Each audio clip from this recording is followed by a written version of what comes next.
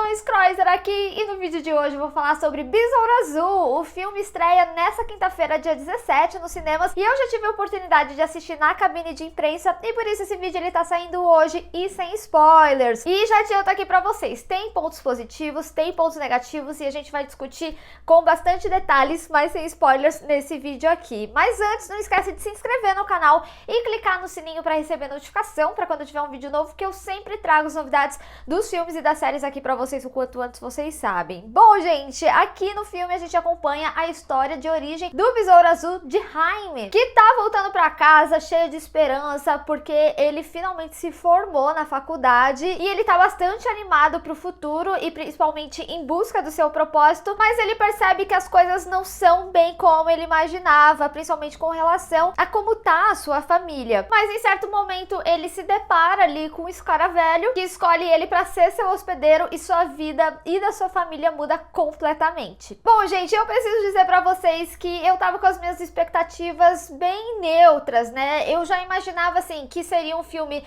que seria divertido, mas, honestamente, eu tava assistindo muito mais pela Bruna Marquezine e pelo Xolo, até porque as coisas que eu tinha visto no trailer, eu particularmente não tinha gostado tanto do material de divulgação, mas eu esperava isso, que pelo menos seria um filme divertido e que os dois eles teriam uma sinergia incrível, principalmente pelo que a gente viu das redes sociais, que por conta das gravações, né, eles se tornaram grandes amigos aí. E eu digo pra vocês que as minhas expectativas, elas estavam certas. Pra mim, o grande forte aqui, além da discussão que o filme traz, que é bastante importante, a gente já vai chegar lá, é o Xolo e a Bruna Marquezine no filme, porque eu acho que esse filme, ele tem, assim, alguns defeitos que eles são bem notórios. Uma das coisas que eu já vou falar aqui é com relação ao CGI. Tem alguns momentos que eles são muito perceptíveis, principalmente quando tem uma nave. Os poderes dele em si, né, que faz uma pulsação às vezes, tem momentos de raio também. Isso daí não é incômodo não, viu? Eu acho que, por exemplo, em The Flash é muito mais, não chega a ser esse tipo de CGI. Eu acho que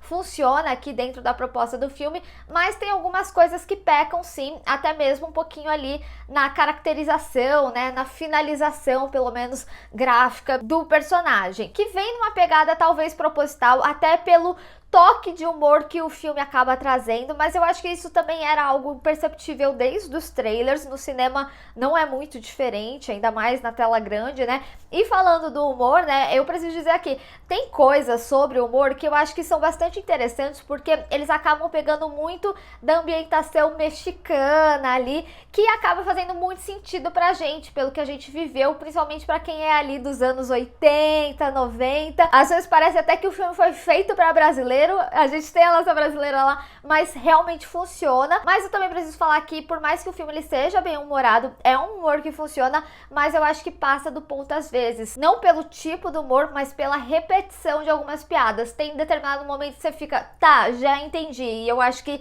se repete demais ao longo aí do filme. E eu acho que isso também tem muito a ver, porque pra mim a grande falha desse filme tá no roteiro. O filme, ele acaba trazendo uma representatividade latina muito forte, muito importante, mas ao mesmo tempo, por mais que a gente tenha uma produção composta de pessoas latinas, né, a gente tem, por exemplo, o diretor, que é de Porto Rico, o próprio roteirista, ele é mexicano, então a gente vê que o filme, ele teve sim o cuidado da produção ser representativa, assim como o próprio Xolo, assim como a própria Bruna Marquezine, que carrega no background da sua personagem, né, a sua origem, mas ainda assim eu senti que alguns personagens, eles ficaram um pouco estereotipados do ponto de vista americano. E aí é que eu retorno pro ponto do roteiro, porque eu sinto que alguns personagens, eles não foram muito bem trabalhados no seu background, na construção deles. A gente tem sim personalidades diferentes, principalmente quando diz ali com relação à família do Jaime, mas eu senti que faltou trabalhar algumas características um pouco mais. A própria Jennifer, né, a personagem da Bruna Marquezine, o fato dela ser brasileira, que isso já foi divulgado abertamente aí, eles não se aprofundam, mesmo quando eles acabam trazendo mais contexto familiar dela, o background brasileiro dela é definido por uma frase aí do filme. E aí, de novo, né, a repetição de piada, mais algumas construções, eu acho que isso se deve sim ao roteiro, até porque a gente tem um roteirista que ele é estreante em longa. Ele é mais conhecido por seus trabalhos de curta, né, e isso também reflete em algumas situações que se prolongam ou que se repetem, né. O filme tem dois momentos de situações um pouco parecidas que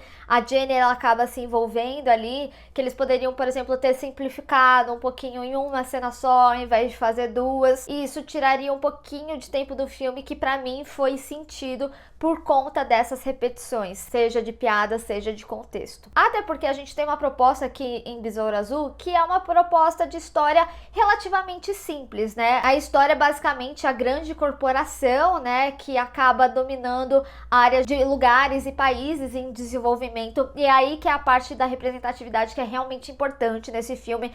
Ele faz uma crítica muito grande, principalmente a países como os Estados Unidos, né, que dominam ali essas áreas e que acabam se tornando pontos turísticos. É até interessante porque eles trouxeram aqui Palmeira City, que é uma cidade fantasiosa do universo ali de Besouro Azul, e é interessante porque eles gravaram naquela Marro Beach, eu não sei se vocês conhecem, que é uma praia que tem um avião que passa muito próximo ali. Achei interessante isso, mas para representar principalmente aquelas ilhas caribenhas ali que os Estados Unidos acaba dominando muito, que a gente tem pessoas que vivem ali, que são países muito pobres, mas que são dominados pelo turismo, por outros países grandes, França, Inglaterra, não só os Estados Unidos. Então o filme ele acaba trazendo muito essa crítica extremamente importante aqui. Eu acho que abre uma discussão e um ponto de vista totalmente interessante, que se caminha tanto para a história ali do Jaime e a família dele, e como que a vivência e os problemas que eles passam, mas também de um dos vilões aqui do filme. Então eu acho que, apesar de ser uma história simples, é uma história que ela acaba funcionando. Tem sim alguns clichês, mas aí eu tenho que dizer também, em alguns momentos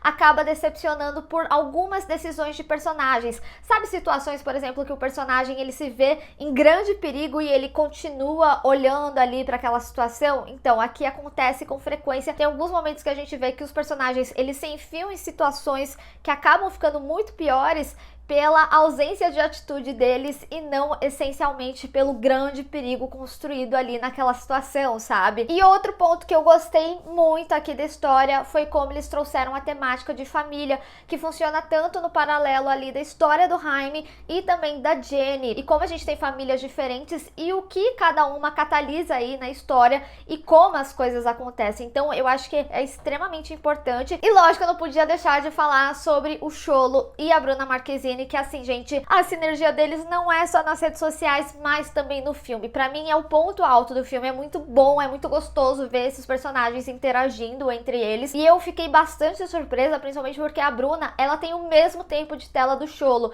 seja em algum momento que ele tá ali individualmente, ou ela também tem momentos individuais e muitos momentos em conjunto, então é super bem distribuído. A Bruna, ela tem um super destaque, e assim, gente, eles estão incríveis. Outra personagem que eu queria também falar que eu gostei muito foi a Millie, que é a irmã do Jaime. Eu acho que ela funciona muito, principalmente em momentos que precisa de, tipo, uma irmã protetora ali. A atriz, ela também mandou muito bem, mas assim, gente, eu vou ter que cantar minha bola aqui pra Bruna Marquezine, porque assim, essa mulher, ela é simplesmente incrível. Em momentos que precisa de emoção dela, ela entrega muito. Ela tá assim, perfeita. O Xolo eu nem preciso falar, eu sou grande fã de Cobra Kai, eu acho que esse menino é carismático. E esse que é o lance, eu acho que ambos funcionam muito, porque ambos são muito carismáticos. E isso se vende sozinho ali nas telas, sabe? E lógico, como eu falei, a sinergia deles. Então, é muito legal de acompanhar essa história por esses aspectos. Também aspectos das famílias dele. Eu gosto muito como a família do Jaime funciona. E principalmente como em ambos, além da família ser um grande paralelo para os dois e para a construção desses dois personagens, também é muito importante ressaltar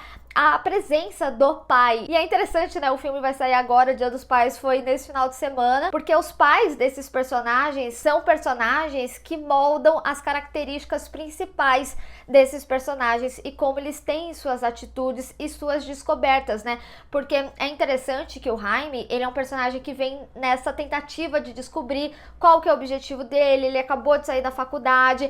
É muito interessante também um aspecto que eles acabam trazendo pro personagem, principalmente quando a gente tá falando desse contexto latino, né? Da importância do diploma ali pra família, sabe? E a Jenny, ela tá ali dentro de uma situação que ela não tem muito controle dentro do contexto da família dela, mas que as características dos pais dela, e principalmente de quem era o pai dela, acaba sendo muito concreto para que esses dois personagens se encontrem e tenham atitudes que balanceiam uma da outra, que faz parte uma da outra. Preciso dizer que tem vezes que eu fico com pena do Jaime aí em situações que a Jenny coloca ele, mas para mim esse é o maior triunfo de fato sobre o filme. Então assim, de uma forma geral, o que eu quero dizer é que Besouro Azul, ele é um filme que diverte, sim, ele passa um pouquinho do ponto no humor, se prolonga mais do que deveria, mas tem questões ali que funcionam, e uma dessas questões é justamente a interação entre o Jaime e a Jenny, os personagens do Xolo e da Bruna, também esse contexto de família e essa representação dos latinos também. Não foi um filme que eu amei, infelizmente, eu queria ter gostado mais, eu fui com uma expectativa de gostar mais, mas eu acho que, por exemplo, foi melhor que Flash, e aí, não sei, vai ser meio polêmico isso, mas eu digo isso mais pelo filme, quando a gente pega um contexto geral, tem mais pontos positivos aqui pra mim do que no Flash, no caso. O filme, ele tem sua representatividade importante, mas o que mais peca pra mim aqui é o roteiro. Acho que poderia ser mais trabalhado algumas coisas, alguns backgrounds,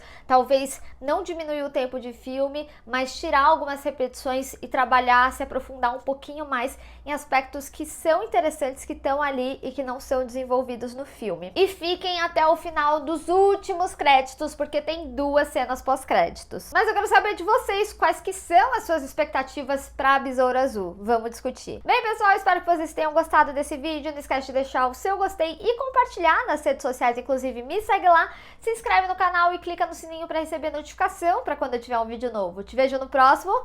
Tchau!